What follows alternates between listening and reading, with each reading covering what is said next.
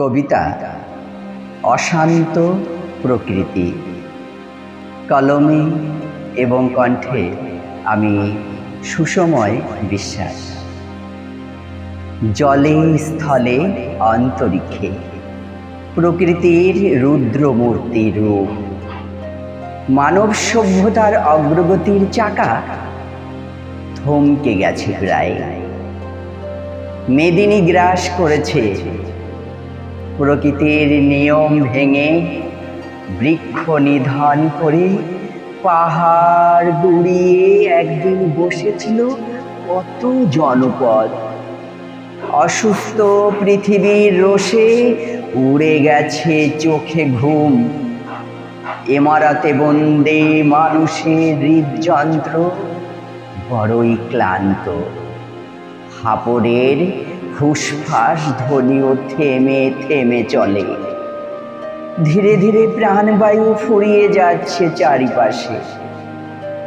একদিকে মহামারী, অন্যদিকে গর্জে উঠেছে সাগর। তাণ্ডব নৃত্য চালায় দানব সমঘূর্ণিঝড় ইয়াস। ভরা কোটালের পাহাড় সমান উঁচু স্ফীত জলরাশি ভাসিয়ে নিয়ে যায় উপকূলের ঘর বাড়ি সব কিছু। সর্বহারা নিরাশ্রয় মানুষের হাহাকার।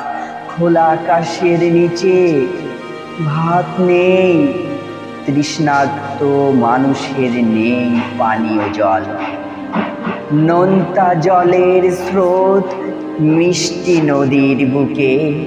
চাষির ফসলের মাঠও হলো নিষ্ফলা। প্রকৃতির ধ্বংসলীলা প্রতিরোধ করার ক্ষমতা হাতে নেই অসহায় মানব জাতির।